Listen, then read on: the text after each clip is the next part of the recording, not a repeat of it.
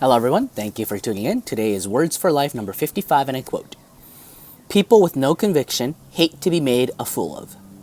Word for Life number 55. People with no conviction hate to be made a fool of. Thank you very much.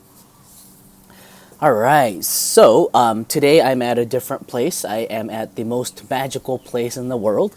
It's one of the Happy Science facilities. If you'd like to know where I am, please email the Happy Science New York. Anyhow, so today's 55, and this Words for Life, actually in the original Japanese Kyoten, the book, there's actually a subtitle called Shingenshu, and it's a compilation of shingens.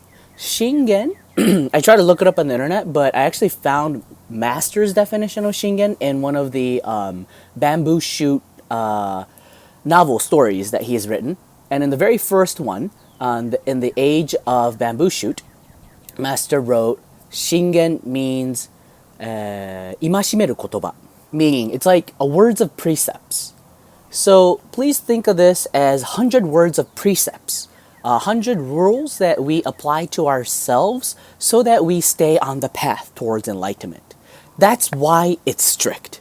I was wondering, why is it so strict? But it's because it's shingenshu, a compilation of words to not restrict ourselves, to keep ourselves on the path. Okay, so people with no conviction hate to be made a fool of. When I thought of this, we go through criticism, and people will make fun of us if we are trying to do something that other people hasn't accomplished, or if we are trying to become creative and we're trying to open our own path. There'll always be those naysayers and even backstabbers and people who will say bad things about you behind your back or even straightforwardly. This happens in our lives, and especially in this internet era and then in this internet age where you can comment things on people's posts. There will always be many different types of slanders and criticisms, and you can be made a fool of. And I was thinking of the opposite. So if people with conviction like to be made a fool of, maybe that's weird, but people with conviction can cope with and handle criticism, is the way I took it. And then I was thinking okay, cool. So if you have a strong conviction, you can handle criticism. Why is that? It's because I think conviction, it can be a strong resolution, a strong will, but ultimately I think it comes down to self-trust. And the strongest form of self-trust that Master has taught us, this is from a Kyoten called Unshakable Mind, is faith that you're a child of God. This is the strongest form of self-trust, that you have faith in the fact that you are a child of God.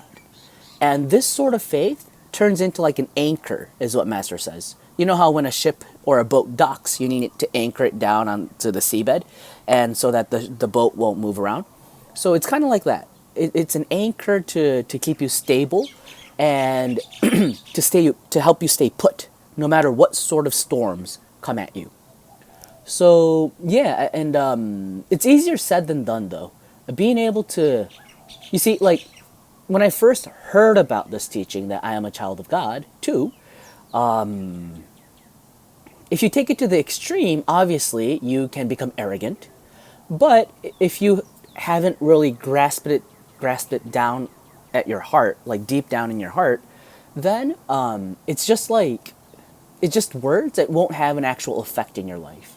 And I think the whole point of being able to truly grasp that we are truly a children of God, even if we make a lot of mistakes, even if we become arrogant, we swing back and forth of these two extremes, but eventually throughout life, if we continue to explore the right mind, as Master teaches us in Happy Science, we eventually find our own unique middle path.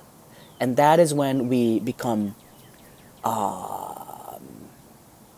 convinced, totally convinced that God is with us. The Buddha is with us. El Cantare is at our aid, and we are one with him. And when you start thinking like that, going back to today's words for life, I think we can take any sort of criticism that we face in our life. So those were my thoughts. What did you think? Please share your thoughts in the comment section, and I'll see you again tomorrow. Thank you. Bye-bye.